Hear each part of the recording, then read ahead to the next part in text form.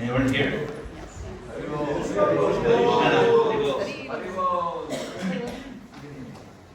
Please recite along. Nama Om Vishnu Padaya Krishna Krishnaya Srimate Bhakti Vedanta Swami Namaste Saraswati Devi Gauravani Acharya Nirvishesha Sunyavadi Paschatya Veshatarya Jai Shri Krishna Chaitanya Prabhu Nityananda Shri Advaita Gadadhara Srivastava Gaura Hare Krishna, Krishna Krishna, Hare Hare, Hare Rama, Rama Rama, Hare Hare. Vansha kalpatarushya kripa sindhu Madana-gopāla namo namaha. Respected Vaishnavas, dear leaders of Zone 2, welcome to this truly historic gathering. We're especially honored today by the presence of His Holiness Bhakti Swami Maharaj. Bhakti Swami Maharaj has been very successful, we all know, in many endeavors in serving Srila Prabhupada. He has seen firsthand how over many years Zone 1 in Canada has cultivated deep friendships, a real familial spirit, and a culture of trust among leaders. So that's Zone 1, so one zone. We are the Zone 2. We try harder. And of course, from that soil, remarkable growth has come. Their success didn't arise merely from plans or structures or maple syrup. It arose from hearts coming together in service of Srila Prabhupada. That example is before us today, not only as something to admire, of course, but as something to embrace. Srila Prabhupada didn't come to this world to create isolated islands of devotion. He came to build a spiritual family, a movement of servant leaders who would rise above the pettiness of ego, suspicion, rivalry, narrow thinking, in order to carry Lord Chaitanya's mercy to the world.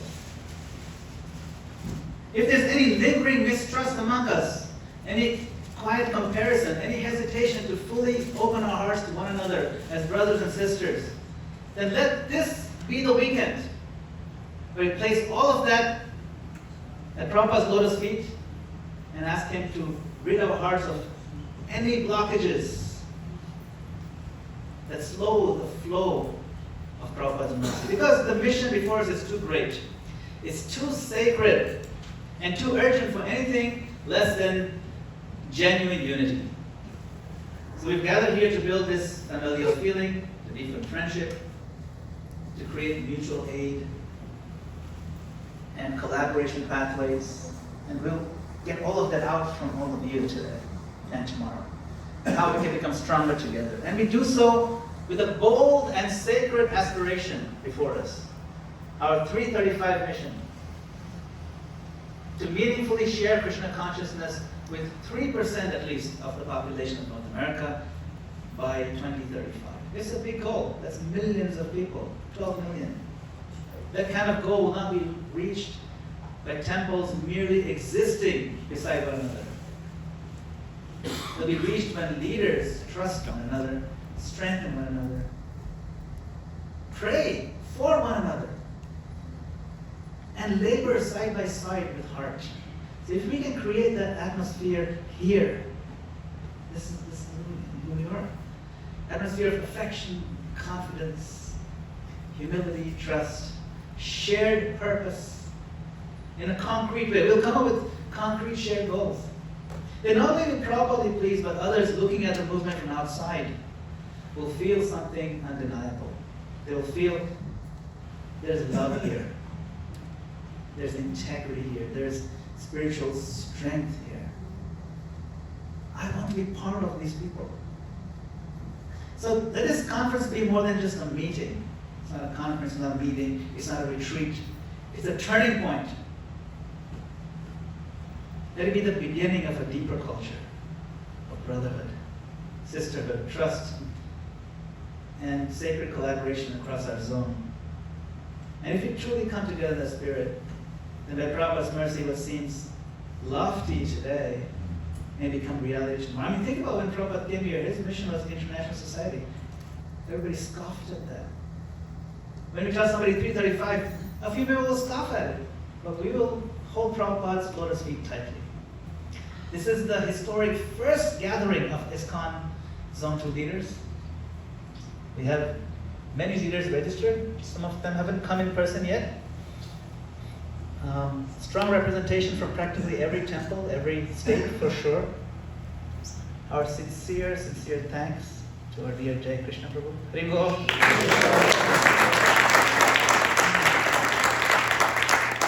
And the new Vrindavan team for the outstanding hospitality in hosting us all. He set the bar very high, Jai Krishna. So let's start with a quick recap. For those of you who missed the Zoom call that we did a couple of days ago. Who is Zone 2? So we're in the Northeast. We're divided into 5 zones, if you didn't know. These are the different zones. Our zone covers 17 states. That's a lot of states. New England, Mid-Atlantic states, all the way down to Virginia, and west of the Mississippi River, bordering, including Kentucky, Indiana, Ohio, all the way to Michigan, the whole green area there. And these are our temples and centers. That's a lot. This is all of you. And in a couple of years, when we gather again, this whole thing will be covered with ducks. We no white space left. So, this map shows the density of temple locations, reflecting the population density for our zone. What it doesn't reflect is the diversity of temples. Some temples are started by Prabhupada himself, some are only a couple of years old, some are only a few months old. So we look forward to learning about them. We'll learn about some of these centers for sure, what makes them unique, what are the challenges, and what they have to offer to make our zone stronger. We have to get in this idea of the zonal identity. Like I mentioned, we want to build a familial feeling. These are the goals for this entire gathering. Build a family feeling. We are going to set 3 shared zonal goals. These are not goals for our center, these are goals for the zone that we will all work toward. And we meaning the coordinators here, we're not going to tell you what the goals are. You are going to tell each other what the goals are. We're going to come up with them in groups and we'll vote on them. Okay? We're here to take a page out of from the book written in the North Zone, Canada. They've used this formula for building what Indresh Gaurav calls as familial feeling. I'll give you an example. Zone 1 has seen the opening, in just the past 5 years or so, opening of 14 new centers just in Southern Ontario. Wow. 14. And they don't fight with each other. No, it's true.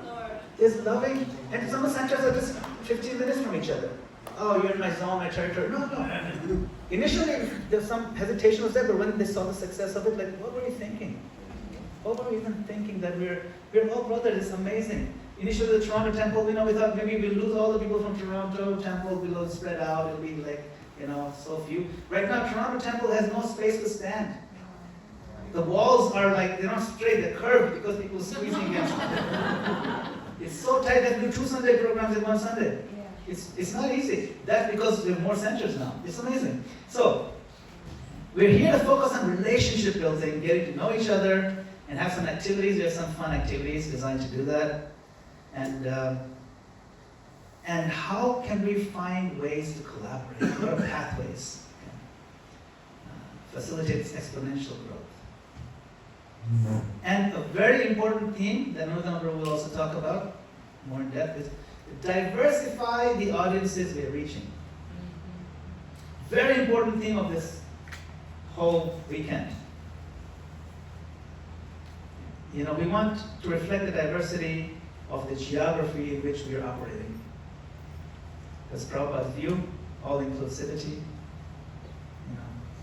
You can say, oh, my temple is very diverse. We have people speaking Gujarati, Bengali, Tamil, Telugu, Malayalam. So many languages in my temple. No, we want a little more than that. So these are the 4 goals. So I'll go over the agenda. We'll start, and our number is going to come next very shortly. In 10:30 to 11, we'll do some fun Krishna conscious icebreakers. Just a few moments ago, Dhruva Prabhu came and said, Gita Nagari is not this cold. I said, no, we have icebreakers. Okay? Yes. Dhruva Prabhu is not actually from Gita Nagari, he's my brother from Africa. So we're both from Africa, born there. So this whole place is too cold for you and me, Prabhu. So we need icebreakers all the time. You may not know, both of us are born in Africa. Then, of course, we'll hear the keynote from His Holiness Bhakti Marg Swami Maharaj, inspiration and practical lessons from the Remote Zone. Short break, this 11:50 to 12. That's not lunch break. You can't have lunch in 10 minutes. It's just a short breather. Okay? And then we will have from 12 to 1 how we'll come together as a zone and come up with some goals. Yes, it's a fun way of doing that too. Right? And then we have lunch at 1 o'clock. And so I'd like to request His Grace Anantama Prabhu, our GBC for our zone, fearless leader. Everyone knows that, I think hopefully everybody knows he's our GBC. Haribo! Know? But there's a lot more than being the GBC member. He's also the Global Director of Islamic Communications, which is a big role, and traveling all over the world, teaching, inspiring. And also this zone is a very densely packed zone, and he has to deal with so many headaches that come up. So, Anantama Hare Krishna.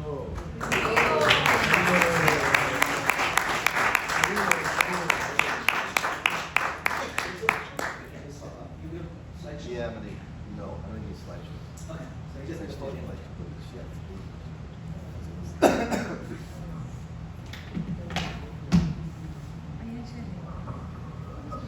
Madana-gopāla is younger than me, better looking than me, and his jokes are almost as good as mine.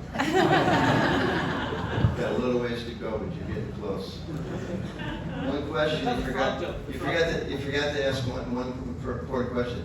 You asked, does everybody know that Anuttama is the GBC? You forgot to ask, does everybody know that we have a GBC? Does everybody know what is a GBC? Does everybody know that they still function? So, welcome everybody, it's nice to be here. Somehow I get the good fortune to come to New Vrindavan a few times a year. A few years ago, the GBC passed a rule that if your GBC had to visit a farm community like at least 3 times a year, it was like, yes.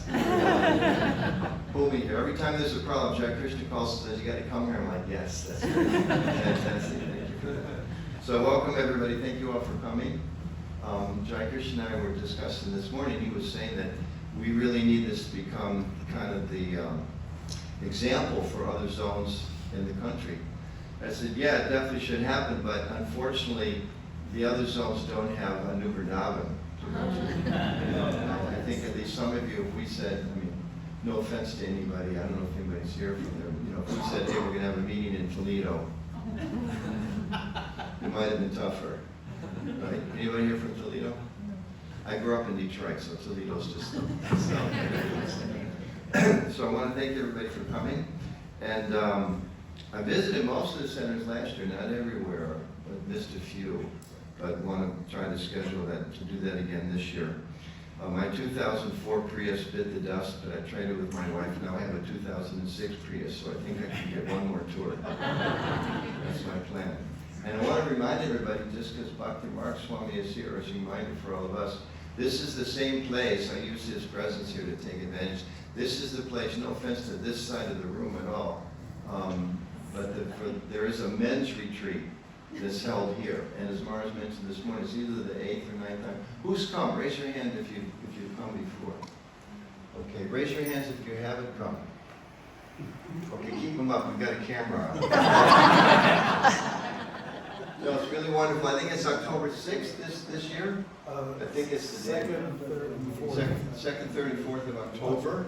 Because we bumped it back a little bit for our friends in Philadelphia, mostly going Jagannath, but also Dronacharya and his team asking us to do that. So we invited everybody, please come take advantage of that. It's not a zonal event, but it happens to be here.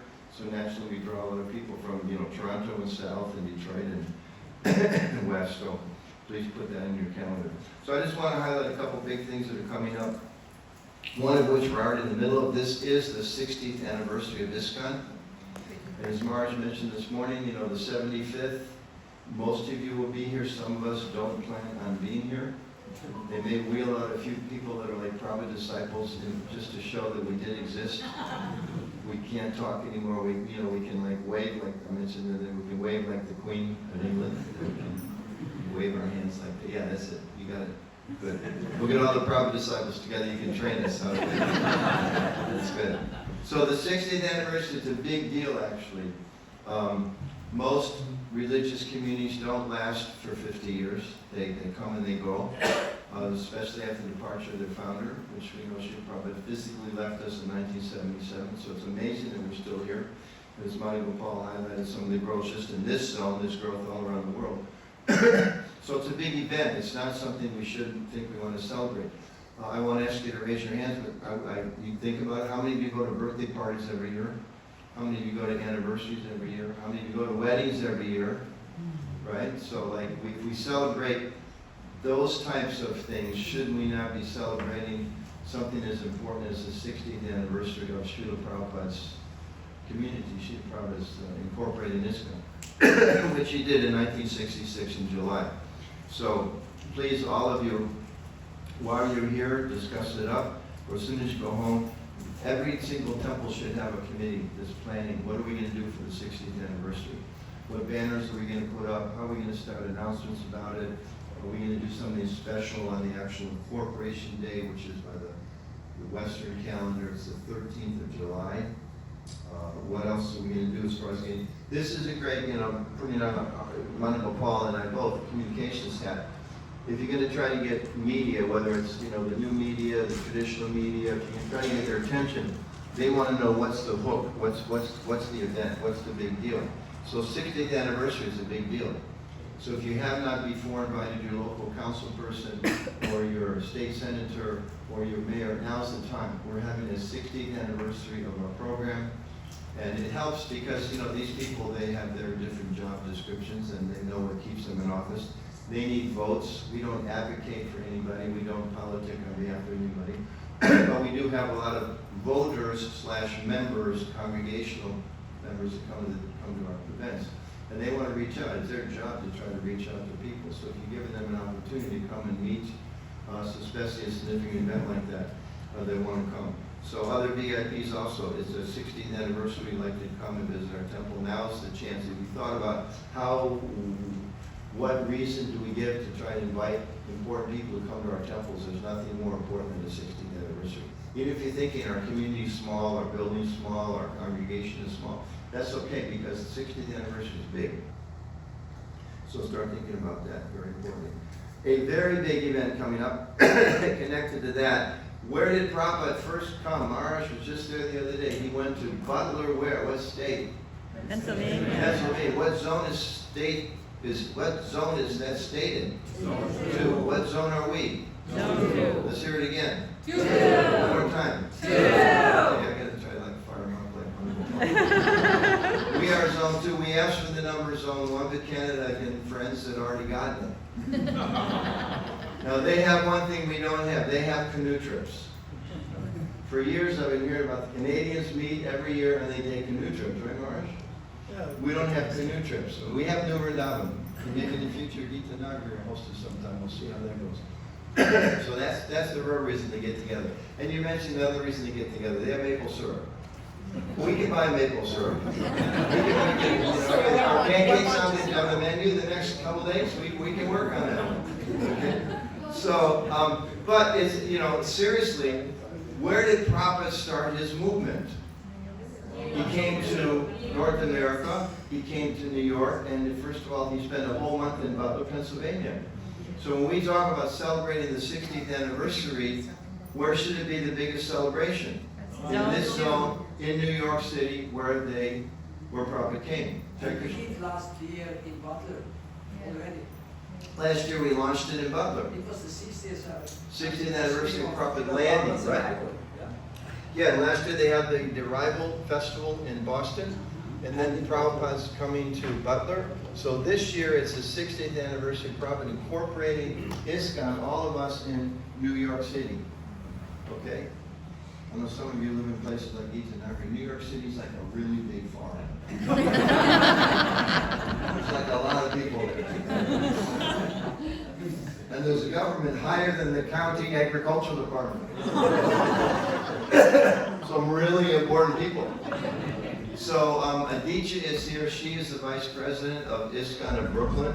She's also been heading up the committee that we formed a while ago to create a very big, just like in Washington, D.C. a few years ago, the 15th anniversary, we planned a big gala event. And all the congregational members and the devotees in the community asked us, so what are you going to do, give pre-prashadam? We said, no, we're thinking a little bigger than that. We're organizing in those days, I think in New York or in D.C., we've made a commitment to a venue. It's going to be about $150,000. And they all looked at us like, are you crazy? And I personally stood in front of the Sunday feast every single week for I don't know how many weeks and sold tickets. And when people came and we had Congress people, you recording this? Stop it for a minute.